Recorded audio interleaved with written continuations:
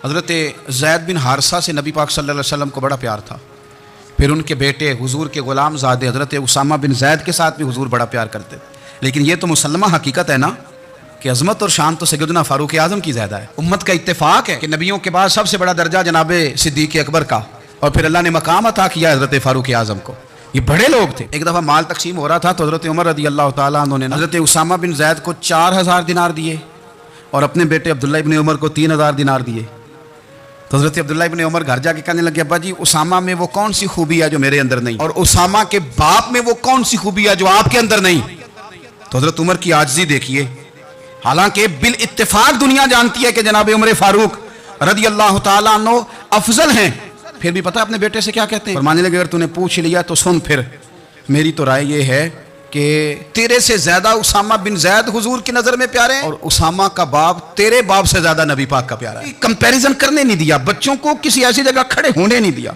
फरमाया ये वजह है, ये अंदाज है कि तू ज्यादा प्यारा। सुन यार, वो खिदमत गुजार है नबी पाक के, वो भी हुजूर के घर में ड्यूटी करते, नौकरी करते, और इनके बेटे भी हुजूर की नौकरी करते, ये खिदमत गुजार है। अबू मूसा अशअरी रज़ी अल्लाह तआला अन्हु ने पहले तो एक कलीन बड़ा सोना था, तो आपने हज़रत उमर के घर भेज दिया कि चलो उनके घर में उनकी अहलिया बिछा लेंगी, कहीं से तोहफा आया। फिर वो जिस कमरे में माले गनीमत और ख़जाना रखा जाता था उसकी सफाई कर रहे थे तो एक दिनार मिल गया। तो वो दिनार बच्चे सारे जा रहे थे, तो उनमें से हज़रत उमर के एक बेटे को, छोटे को बुलाया और बुला के कहा पुत्र ये दिनार ले लो। हज़रत उमर ने देखा कि बेटे के हाथ में दिनार भी है और घर में कालीन भी है। एक मौके पर वो कालीन गया, एक मौके पर बच्चे को एक दिनार दिया। तो हज़रत उमर अपनी अहलिया से पूछने लगे ये कहाँ से आया कालीन? कहा जनाब अबू मूसा अशअरी रज़ी अल्लाह तआला अन्हु ने भेजा है। बेटे से पूछा दिनार कहाँ से आया? कहा मुझे उन्होंने ही दिया है। आपने वो दिनार भी लिया और कालीन भी लिया और उसको लपेटा, और जनाब अबू मूसा अशअरी को बुलाया और इतने सख्त नाराज थे, फरमाने लगे अबू मूसा अशअरी से कहना मेरे पास पैदल आए, घोड़े पे ना आए। और जब आए हजरत अबू मूसा अशअरी तो जनाब उमर इतने नाराज हुए कि वो कालीन लपेट के तो उनके सर पे मार दिया। फरमाने लगे पकड़ो अपना दिनार, तुम्हें पूरे मदीने में मेरे बेटे के अलावा कोई और नहीं मिले था जिसे तुम खराब कर सको, मेरा पुत्र ही मिला था बिगाड़ने की, किसने इजाजत दी तुम मेरे बेटे को दिनार दो, क्यों लाए तुम मेरे घर में कालीन? हज़रत उमर फारूक रज़ी अल्लाह तआला अन्हु फरमाने लगे मैं ज़मीन पे सोने का आदी, ज़मीन चटियल भी हो तो रब का बंदा बन के सोता हूँ तो अल्लाह मुझे आराम और सुकून की नींद अता फरमा देता है, मुझे तुम्हारे मखमलों की और कालीनों की ज़रूरत नहीं है। एहतसाब यहाँ से शुरू होता है भाई। हम ना अपने घर में बैठ के मायूस बातें करते हैं, और फलाने के बच्चे कहाँ पहुँच गए, फलाने के बाद बड़ा पैसा आ गया, मैं कच्चे मकान में रहूँ, मैं ये करूँ, देखो मुझे नहीं सूली। ये तो आप मायूसी वाली बातें कर रहे हैं, तो आप कमज़ोर बातें कर रहे हैं। ये तो इस तरह की बातें तो हारे हुए लोग करते हैं। इस तरह का लबो लहजा तो उन लोगों का होता है जो एहसास कमतरी का शिकार होते हैं। ये आपने किस तरह का लबो लहजा? अपने बच्चों को आप भिखारी बना रहे हैं ताकि दूसरों को देखें तो मायूस हो जाए। उठ बांध कमर क्यों डरता है, फिर देखो खुदा क्या करता है। आपका जो एहसास है वो इतना खूबसूरत हो, आपके लहजे के अंदर इस कदर ठहराव हो, आपको इत्मीनान आ चुका हो, और आपके बच्चे कभी भी कंपैरिजन ना करें अपना किसी के साथ, कभी भी उन्हें करने ना दें। आप कभी वो कभी ये बात ना करें कि फलाने ज़्यादा अच्छा खाते पीते हैं तो हम किधर हैं, करने ना दें उन्हें बताएं कि बेटा अपनी मट्टी पे चलने का सलीका सीखो, संगे मरमर पे चलोगे तो फिसल जाओ। उनको बताएं कि जो तुम्हारे पास है ये खुदा का अतिया है, इसी पर तुमने कनात करनी कभी भी। हजरत आसिम बिन उमर रज़ी अल्लाह तआला अन्हु ये सैयदना फारूक आज़म के बेटे थे, मिस्र गए तो लोगों को पता चला हजरत उमर के बेटे आए, लोगों ने तोहफे दिए, बड़ी बड़ी चीज़ें आपको दी, हजरत उमर का बेटा आया, बड़े गिफ्ट दिए। तो साहिबजादे वापस आए तो उनके पास बड़े तोहफे थे। सैयदना उमर फारूक रज़ी अल्लाह तआला अन्हु ने देखा तो फरमाया इधर लाना तोहफे।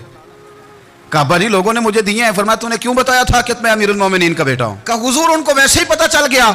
फरमाने लगे पुत्र ये तोहफे तुम्हें इसलिए मिले हैं कि तुम अमीर के बेटे हो, ये तोहफे तुम्हारा हक नहीं, क्योंकि तुम्हें इस कुर्सी की वजह से मिले हैं और ये कुर्सी मुसलमानों की है, लिहाजा ये हक भी मुसलमानों का ही है। ये ला सारे माले गनीमत में जमा किए जाएंगे। आप अपने घर से जब एहतसाब शुरू करते हैं, अपने घर से, ये याद रखें ये जो लोग आते हैं आपके बच्चों को नवाजने के लिए, ये उन्हें खराब करते हैं, बिगाड़ पैदा करते हैं, ये अजीबो गरीब सी चीज़ों में मुब्तला कर देते हैं, बच्चों का नुकसान होता है कल कलाम। फिर जो शापर अच्छा लेके आए पीर साहब के बच्चे जरा उससे प्यार से मिलते हैं, नुकसान हो जाता है, ये दस्ते नगर हो जाते हैं, ये लोगों की तरफ जीते हैं, दूसरों पे डिपेंड करने लगते हैं। मैं चूंकि चीज़ों का मुताला करने का बड़ा शौकीन हूँ, तो मेरी वालदा दाखिल थी कई साल पहले अस्पताल में, तो मुझे उस अस्पताल में कुछ दिन रहना पड़ा। एक प्राइवेट हॉस्पिटल था, तो उसमें ना उन्होंने जगह जगह लिख के लगाया था मुलाजिमीन को बख्शीश ना, हम इनको बड़ी अच्छी माकूल तनख्वाह देते हैं, सैलरी बड़ी उम्दा है, तो लोग बख्शीश ना दें। जो मैनेजमेंट के लोग थे हॉस्पिटल के, उनमें से एक से मैंने कहा कि अगर कोई बंदा अपनी खुशी से देना चाहे तो आपने बड़ा मोटा लिख के लगाया बराए मेहरबानी इनको बख्शीश ना दें। उसने बड़ी कीमत, सादा आदमी था पर मेरी बड़ी उसने मुझे बात बताई, मुझे नफ़ा हुआ। कहने लगे मौलवी साहब, जब कुछ अमीर लोग अस्पताल में मरीज लेके आते हैं तो वो सफाई वाले को पहले ही 500 रुपया दिखा लेते हैं आते ही। फिर वो जैसे आवाज देते हैं सफाई वाले फटाफट अंदर आते हैं, उनका कमरा साफ करते हैं। तो सारे तो बेचारे इतने मालदार नहीं होते कि आते ही पहले काम वाले को 500 दें। फिर नुकसान क्या होता है कि ये जिनकी जिम्मेदारी है बहुत सारी ड्यूटियां करने की, ये ड्यूटी नहीं करते। ये पलट पलट के उनकी तरफ देखते हैं जिनके घर से सालन सही आता है, उधर इनकी तवज्जो ज्यादा हो जाती है। जो नोट इनको ज्यादा दिखाते हैं, जो फल लेके आते हैं तो आधा इनको देते हैं। तो हम ये कहते हैं ये काम ही ना करो, ये अपनी तनख्वाह पे काम करें ताकि हर आने वाले का दर्द समझें, हर एक को यकसा ये सर्विसेज फराहम करें। तो इसी तरह से बड़े लोगों की औलादों को बिगाड़ा जाता है।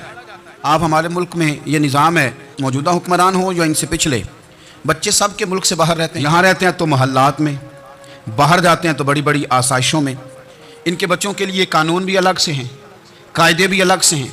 और हमारे मुल्क के अंदर तो एक बाकायदा प्रोटोकॉल का सिस्टम है, उस सिस्टम से गुजर कर बड़े बड़े लोग चलना पसंद करते हैं। हमारे ज़माने में भी कुछ चीज़ें सरकारी होती हैं खालिस, लेकिन अजीब निज़ाम है ना, हर चीज़ का किराया बढ़ जाता है, सरकारी दुकान का नहीं बढ़ता।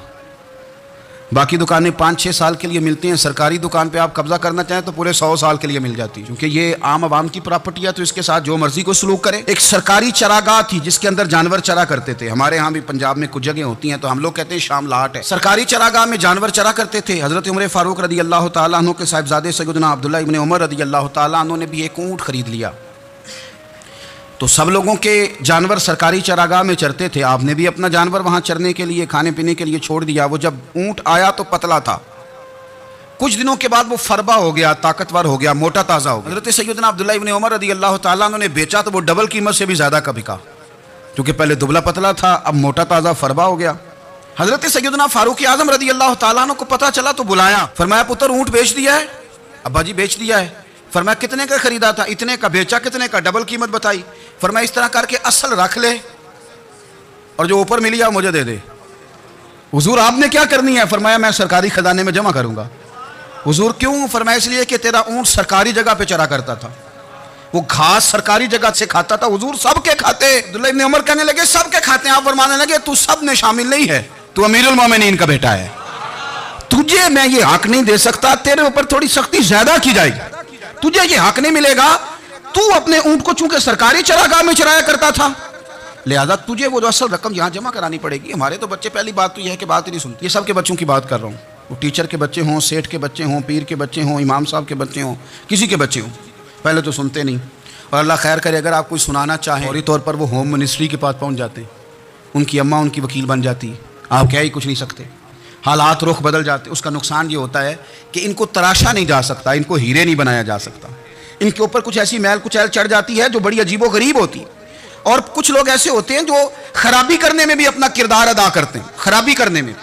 और बड़े लोगों से मुंसलिक होने के लिए लोग रास्ते तलाश करते हैं, रास्ते। हम ना दूसरों के बच्चों का गला काट के अपने बच्चों की खुशियां लेना चाहते हैं। हम चाहते हैं कि दूसरों के बच्चों के हिस्सों का माल मेरे घर में आ जाए, आ जाता है। कुछ लोगों की सियासत चल जाती है, कुछ लोगों का फ्रेब और फ्रॉड काम कर जाता है, लेकिन वो घर रोशन नहीं होते। घरों में पैसा होता है पर करार रुखसत हो जाता है। उन घरों में आसानियां और वुसअतें तो आ जाती हैं, लेकिन एक दूसरे का एहतराम खत्म हो जाता है। सैयदना फारूक आज़म रदी अल्लाह तआला अन्हु का ये तरीका था कि वो अपने बच्चों पर सख्ती करते। तो जनाब उमर फारूक रदी अल्लाह तआला अन्हु का जो निज़ाम एहतसाब है, उन्होंने उसको घर से शुरू किया था, अपने आप से उसका आगाज़ फरमाया था। हमारे यहाँ ये होता है कि जिस बंदे के अकाउंट में अच्छे खासे पैसे हैं, वो बिल जमा कराने जाए तो उसे लाइन में नहीं लगना पड़ता, मैनेजर साहब उसे आगे बुला लेते। तो वो बाद में क्या कह रहा होता है, कहता देखो अल्लाह ने कितनी इज्जत दी है, मुझे लाइन में नहीं लगना पड़ा। भाई लाइन में लगना तो आपका ये था कि आप समझते हैं कि सारे मुसलमान हैं, मोमिनीन हैं, बराबर हैं, तो मैं किसी को तकलीफ में मुब्तला ना करूं। जब आप आगे चले गए थे तो आपने बहुत सारे लोगों का हक मारा, तो वो लाइन में जो लगे हुए थे उनका वक्त लंबा हो गया था। आपने तो अपने आप को एहतसाब के लिए पेश ही नहीं किया, बल्कि आपने कह दिया कि जनाब मेरा तो रुतबा आला है, लिहाजा ये मेरा हक बनता था, मुझे तो इस्तेहकाम मिलना चाहिए था। यहाँ बहुत सारे लोगों ने अपने हक में चीज़ों को और रंग में पेश किया। सैयदना फारूक आज़म रदी अल्लाह तआला अन्हु ने इस निज़ाम एहतसाब को अपने घर से शुरू फरमाया। हज़रत उमर फारूक रदी अल्लाह तआला अन्हु अपने बच्चों से फरमाया करते थे कि जब मैं हुक्म लोगों को करूँगा ना, अपनी रियाया को, मुसलमानों को मैं कोई हुक्म दूंगा तो तुम्हें पहले उस पर अमल करना पड़ेगा। आप फरमाया करते थे याद रखना लोग तुम्हें इस तरह देखेंगे, लोग इस तरह तुम्हें देखेंगे जिस तरह गोश्त खाने वाला परिंदा गोश्त को देखा करता है। चील गोश्त खाती है तो क्या कभी उसको पैगाम भेजना पड़ा है कि तू आजा यहाँ गाय मर गई है, भैंस मर गई है? खुद ब खुद उसकी नज़र होती है, वो पहुँच जाती है। जनाब उमर फरमाने लगे, मेरे घर वालों, मेरे बेटों, मेरी बेटियों, मेरी अहलिया, लोग तुम्हें इस तरह देखेंगे जिस तरह गोश्त खाने वाले परिंदे देखते हैं। लिहाजा मैं जब किसी को अमल करूं तो पहले तुम्हें उस पर अमल करना पड़ेगा जब मैं किसी को हुक्म दूं।